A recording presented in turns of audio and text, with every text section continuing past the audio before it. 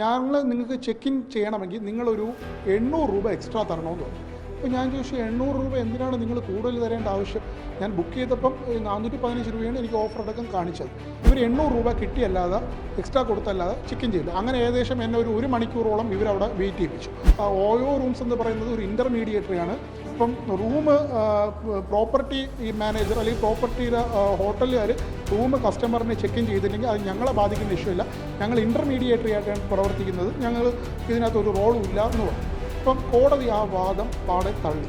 ഈ നഷ്ടപരിഹാര തുക 30 ദിവസത്തിനകത്ത് നൽകാനും പറഞ്ഞിട്ടുണ്ട്. 30 ദിവസത്തിനകത്ത് നൽകിയില്ലെങ്കിൽ 9% പലിശയും ചേർത്ത് നൽകണമെന്നാണ് ഇപ്പം കോടതിയുടെ വിധി ഉണ്ടായിരുന്നത്. ഈ വരുന്ന കസ്റ്റമേഴ്സിന് ഇവർ 1/2 മണിക്കൂറും 1 മണിക്കൂറും നിർത്തി ബുദ്ധിമുട്ടിക്കുന്നത്. ഇവർ ചോദിച്ച ആവശ്യപ്പെട്ട പൈസ കൊടുത്തില്ലെങ്കിൽ ഇവർ നല്ല രീതിയിൽ നമ്മളെ ഹരാസ് ചെയ്ത് ബുദ്ധിമുട്ട് നിർത്തും. നമസ്കാരം. 2023 നവംബറിൽ തിരുവനന്തപുരം മണക്കാട് സ്വദേശിയും ഉപഭോക്തൃ അവകാശ പ്രവർത്തകനുമായ TS ആശിഷ് ഓൺലൈൻ ആപ്ലിക്കേഷൻ വഴി പോണ്ടിച്ചേരിയിലെ ഒരു ഓയോ റൂം ബുക്ക് ചെയ്യുന്നു. അതായത് 414 രൂപയ്ക്കാണ് ആശിഷ് ഇത്തരത്തിൽ ഓയോ റൂം ഓൺലൈൻ ആപ്ലിക്കേഷൻ വഴി ബുക്ക് ചെയ്യുന്നത്. ഇതിനെ തുടർന്ന് പോണ്ടിച്ചേരിയിൽ എത്തുന്നു.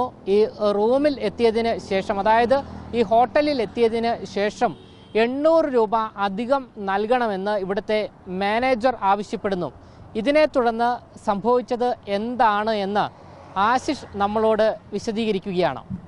എൻ്റെ പരാതി എന്ന് പറഞ്ഞാൽ, ഞാൻ 2023 വർഷത്തിൽ നവംബർ മാസത്തിൽ പോണ്ടിച്ചേരി വിസിറ്റ് ചെയ്തിട്ടുണ്ടായിരുന്നു. തമിഴ്നാടിനടുത്തോട്ട് കിടക്കുന്ന യൂണിയൻ ടെറിട്ടറി പോണ്ടിച്ചേരി വിസിറ്റ് ചെയ്തിട്ടുണ്ട്.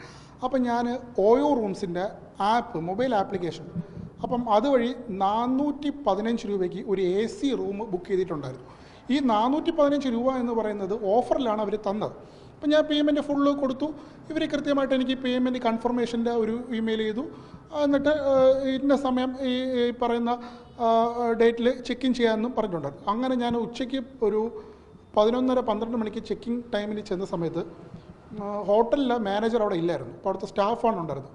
അപ്പം ഞാൻ ഹോട്ടലിലെ സ്റ്റാഫ് പറഞ്ഞു ഞാൻ ഹോട്ടൽ മാനേജറെ വിളിച്ച് കണക്ട് ചെയ്ത് തരാമെന്ന്. അങ്ങനെ കണക്ട് ചെയ്തിട്ടപ്പം ഹോട്ടൽ മാനേജർ അവിടെ വന്നു. ഹോട്ടൽ മാനേജർ വന്നിട്ട് പറഞ്ഞു ഞങ്ങൾ നിങ്ങൾക്ക് ചെക്ക് ഇൻ ചെയ്യണമെങ്കിൽ നിങ്ങളൊരു 800 രൂപ എക്സ്ട്രാ തരണമെന്ന് പറഞ്ഞു. അപ്പോൾ ഞാൻ ചോദിച്ചു 800 രൂപ എന്തിനാണ് നിങ്ങൾ കൂടുതൽ തരേണ്ട ആവശ്യം? ഞാൻ ബുക്ക് ചെയ്തപ്പം 415 രൂപയാണ് എനിക്ക് ഓഫർ അടക്കം കാണിച്ചത്. അപ്പം പറഞ്ഞു അത് ശരിയാണ്, അപ്പം ഞങ്ങൾക്കൊരു 800 രൂപ കൂടുതൽ തന്നേ പറ്റത്തുള്ളൂ. ഞാൻ പറഞ്ഞത് തരാൻ പറ്റില്ല. അപ്പോൾ 800 രൂപ എക്സ്ട്രാ തന്നാൽ മാത്രമേ റൂം ചെക്ക് ഇൻ ചെയ്യാൻ വേണ്ടി അലോ ചെയ്യുള്ളൂ എന്ന് പറഞ്ഞു. അപ്പം ഞാൻ ആ സമയം തന്നെ ഞാൻ ഓയോയുടെ കസ്റ്റമർ കെയറിലും വിളിച്ചിട്ടുണ്ടായിരുന്നു. അപ്പോൾ കസ്റ്റമർ കെയർ വിളിച്ചിട്ടപ്പം കസ്റ്റമർ കെയർ ഇന്ന് ഹോട്ടൽ മാനേജറെ വിളിച്ചിട്ടുണ്ടായിരുന്നു. അപ്പോൾ ഹോട്ടൽ മാനേജർ പറഞ്ഞ ന്യായം എന്താണെന്ന് വെച്ച് കഴിഞ്ഞാൽ, ഞാൻ ID പ്രൂഫ് അവർക്ക് കൊടുത്തില്ല, ID പ്രൂഫിൻ്റെ കോപ്പി അവർക്ക് കാണിച്ചില്ല, അതുകൊണ്ടാണ് ചെക്ക് ഇൻ ചെയ്യാൻ സമ്മതിക്കാതെന്ന് പറഞ്ഞു. അപ്പം കസ്റ്റമർ കെയറിലെ എക്സിക്യൂട്ടീവ് പറഞ്ഞു എൻ്റെ ID പ്രൂഫ് മെയിൽ ചെയ്യാൻ പറഞ്ഞു. അപ്പോൾ തന്നെ ഞാൻ അവർക്കത് മെയിൽ ചെയ്ത് കൊടുത്തു. മെയിൽ ചെയ്ത് കൊടുത്തതിന് ശേഷം ഇവർ ഓരോ കാര്യങ്ങൾ ഒരു റീസണും ഇല്ലാതെ അൺനെസസറി ബുദ്ധിമുട്ടിക്കുന്നതിൻ്റെ ഭാഗമായിട്ട് ഇവരെനിക്ക് ചെക്ക് ഇൻ ചെയ്തില്ല. അപ്പം ഞാൻ ഓയോ റൂംസിൻ്റെ കസ്റ്റമർ കെയറിൽ നിന്ന് ഏരിയ മാനേജറെ കോൺടാക്ട് ചെയ്തിട്ടുണ്ട്. ഏരിയ മാനേജർ വിളിച്ചിട്ട് പറഞ്ഞ് ചെക്ക് ഇൻ ചെയ്യാൻ കൊടുക്കാൻ വേണ്ടി പറഞ്ഞിട്ടുണ്ട്. എന്നിട്ടും ഇവർ 800 രൂപ കിട്ടിയല്ലാതെ എക്സ്ട്രാ കൊടുത്തല്ലാതെ ചെക്ക് ഇൻ ചെയ്യില്ല. അങ്ങനെ ഏകദേശം എന്നെ ഒരു മണിക്കൂറോളം ഇവരവിടെ വെയിറ്റ് ചെയ്യിപ്പിച്ചു. അപ്പം ഞാൻ ഒരു പ്രൊട്ടസ്റ്റ് എന്നുള്ള രീതിയിൽ ഓയോ റൂംസിൻ്റെ കമ്പനിക്കൊരു ഞാൻ പോകുന്നു, എനിക്ക് റൂം ഇവർ ചെക്ക് ഇൻ ചെയ്യാൻ ഇവരെന്നെ അലോ ചെയ്യുന്നില്ല, സമ്മതിക്കുന്നില്ല എന്ന് പറഞ്ഞിട്ട് ഞാനൊരു മെയിൽ അയച്ചു കൊടുത്തിട്ട് ഞാൻ തിരിച്ചു പോയി. അതിനുശേഷം ഞാൻ തിരുവനന്തപുരം കൺസ്യൂമർ കോർട്ടിൽ ഞാൻ ഈ ഓയോ റൂംസിന് എഗെയിൻസ്റ്റായിട്ടും പിന്നെ ഈ പറയുന്ന ഹോട്ടലിന് എഗെയിൻസ്റ്റായിട്ടും കേസ് ഫയൽ ചെയ്തു. കോടതി അത് വാദം കേട്ടു, ഹിയറിംഗ് നടത്തി അഡ്മിറ്റ് ചെയ്തു. എതിർ കക്ഷികൾക്ക് നോട്ടീസ് പോയി. അപ്പോൾ അതിൽ ഓയോ റൂംസ് വന്നു കേസ് കണ്ടസ്റ്റ് ചെയ്തായിരുന്നു. അവർ വന്നിട്ട് അവരുടെ ഭാഗം എല്ലാം ഫയൽ ചെയ്തു. അവരുടെ ഭാഗം എന്തെന്ന് വെച്ച് കഴിഞ്ഞാൽ, ഓയോ റൂംസ് എന്ന് പറയുന്നത് ഒരു ഇൻ്റർമീഡിയേറ്ററിയാണ്. ഇപ്പം റൂം പ്രോപ്പർട്ടി മാനേജർ അല്ലെങ്കിൽ പ്രോപ്പർട്ടിയുടെ ഹോട്ടലുകാർ റൂം കസ്റ്റമറിനെ ചെക്ക് ഇൻ ചെയ്തില്ലെങ്കിൽ അത് ഞങ്ങളെ ബാധിക്കുന്ന ഇഷ്യൂ ഇല്ല, ഞങ്ങൾ ഇൻ്റർമീഡിയേറ്ററി ആയിട്ടാണ് പ്രവർത്തിക്കുന്നത്, ഞങ്ങൾ ഇതിനകത്തൊരു റോളും ഇല്ല എന്ന് പറഞ്ഞു. അപ്പം കോടതി ആ വാദം പാടെ തള്ളിയിട്ട് പറഞ്ഞു ഇവർക്ക് ഈ എൻ്റെ നിന്ന് റൂമിനുള്ള പൈസ എൻ്റെ നിന്ന് വാങ്ങിച്ചത് ഇവരാണ്, ഓയോ റൂംസുകാരാണ് വാങ്ങിച്ചത്. അപ്പം അവർക്ക് അതിൻ്റെ ഉത്തരവാദിത്തമുണ്ട്. പിന്നെ അത് മാത്രമല്ല, ഇവർക്ക് ഞാൻ പേയ്മെൻറ്റ് കൊടുത്തപ്പം ഇവരെനിക്കൊരു പ്രോപ്പറായിട്ടുള്ള ഇൻവോയ്സ് തന്നിട്ടില്ല. അപ്പോൾ പ്രോപ്പറായിട്ടുള്ള ഇൻവോയ്സ് തരാത്തത് കൺസ്യൂമർ പ്രൊട്ടക്ഷൻ ആക്ടിലെ അൺഫെയർ ട്രേഡ് പ്രാക്ടീസാണ്, അധാർമിക കച്ചവട രീതിയാണ്.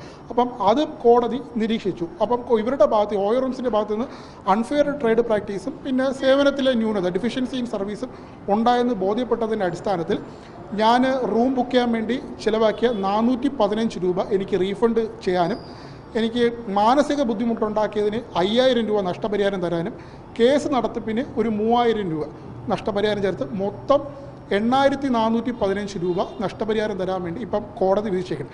ഈ നഷ്ടപരിഹാര തുക 30 ദിവസത്തിനകത്ത് നൽകാനും പറഞ്ഞിട്ടുണ്ട്. 30 ദിവസത്തിനകത്ത് നൽകിയില്ലെങ്കിൽ 9% പലിശയും ചേർത്ത് നൽകണമെന്നാണ് ഇപ്പം കോടതിയുടെ വിധി ഉണ്ടായിട്ടുള്ളത്. ഇവരുടെ ഭാഗത്ത് ഗുരുതരമായിട്ടുള്ള വീഴ്ച ഉള്ളതായിട്ട് കണ്ടെത്തിയിട്ടുണ്ട്. ഈ ഓയോ റൂംസിൽ റൂം ബുക്ക് ചെയ്ത ഒരുപാട് പേർക്ക് ഇങ്ങനെ അനുഭവം ഉണ്ടായിട്ടുണ്ട്. ഇവരുടെ സ്ഥിരം പരിപാടി എന്ന് വെച്ചാൽ ഒരു പർട്ടിക്കുലർ എമൗണ്ട് അക്സെപ്റ്റ് ചെയ്തിട്ട് ഇവർ റൂം കൺഫർമേഷൻ കൊടുക്കും. അതിനുശേഷം അവിടെ ചെക്ക് ഇൻ ചെയ്യാൻ വരുമ്പം ഇപ്പോൾ ഉദാഹരണം 1000 രൂപയ്ക്ക് റൂം ബുക്ക് ചെയ്ത ആൾ അവിടെ ചെല്ലുമ്പം 1000 രൂപ എക്സ്ട്രാ വേണമെന്ന് പറയും. അതായത് ഒരു കൊള്ളയടിയാണ് ഇവിടെ നടക്കുന്നത്. അപ്പം പലരും ക്ഷീണിച്ച് എന്താ പറഞ്ഞിട്ട് ട്രാവൽ ചെയ്ത് ക്ഷീണിച്ച് എവിടെയെങ്കിലും ഒരു റൂം കിട്ടിയാൽ മതി എന്നുള്ള സിറ്റുവേഷനിൽ വരുന്ന ആ സാഹചര്യത്തിലാണ് ഈ വരുന്ന കസ്റ്റമേഴ്സിന് ഇവർ 1 മണിക്കൂറും നിർത്തി ബുദ്ധിമുട്ടിക്കുന്നത്. ഇവർ ചോദിച്ച ആവശ്യപ്പെട്ട പൈസ കൊടുത്തില്ലെങ്കിൽ ഇവർ നല്ല രീതിയിൽ നമ്മളെ ഹരാസ് ചെയ്ത് ബുദ്ധിമുട്ട് നിർത്തും. അതാണ് ഇപ്പം കോടതിയും നിരീക്ഷിച്ചിട്ടുണ്ടാകുന്നത്. പോണ്ടിച്ചേരിയിലുണ്ടായ ഒരു സംഭവമാണ് ഇത്. കേരളത്തിലെ കോടതിയിൽ എങ്ങനെ എത്തി?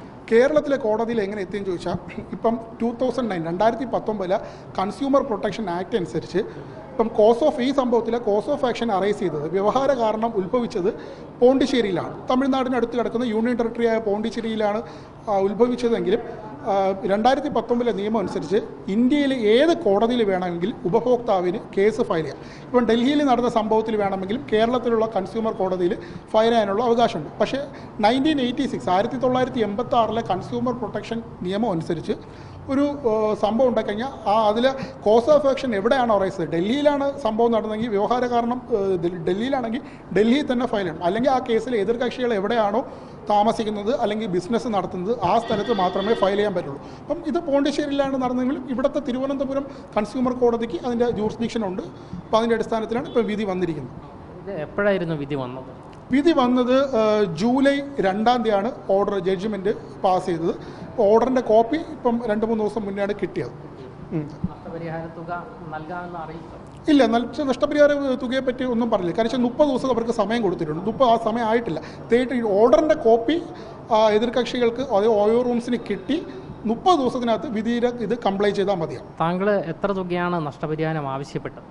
ഞാൻ ഈ കേസിൽ 1 ലക്ഷം രൂപയോളം നഷ്ടപരിഹാരം ആവശ്യപ്പെട്ടാണ് കേസ് കൊടുത്തത്. അപ്പം കോടതി അത്രയും നൽകാനായിട്ട് സമ്മതിച്ചില്ല. അതിന് കാരണം എന്തെന്ന് വെച്ചാൽ ഇവരെനിക്ക് റൂം തരാൻ വേണ്ടി വിസമ്മതിച്ചിട്ടുണ്ടായിരുന്നു.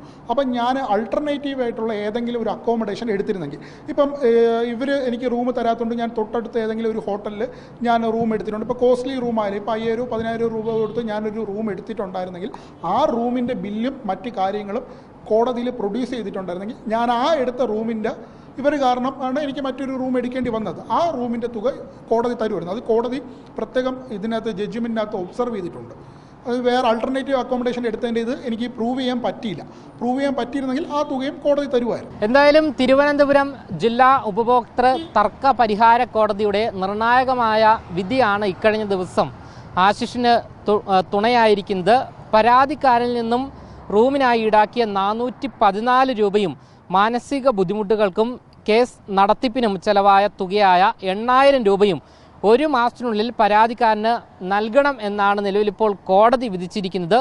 തിരുവനന്തപുരം മണക്കാട് സ്വദേശിയും അതുകൂടാതെ ഉപഭോക്തൃ അവകാശ പ്രവർത്തകനുമായ TS ആശിഷ് നൽകിയ കേസിലാണ് കോടതിയുടെ നിർണായക വിധി ഉണ്ടായിരിക്കുന്നത്. തിരുവനന്തപുരം ജില്ലാ ഉപഭോക്തൃ തർക്ക പരിഹാര കമ്മീഷൻ പ്രസിഡന്റ് PV ജയരാജൻ, അംഗങ്ങളായ പ്രീത G നായർ, വിജു VR എന്നിവരടങ്ങിയ ബെഞ്ചിൻ്റേതാണ് നിർണായക വിധി. ക്യാമറമാൻ ആഷിഖിനൊപ്പം അമൽ രുദ്ര, മറുനാടൻ മലയാളി, തിരുവനന്തപുരം.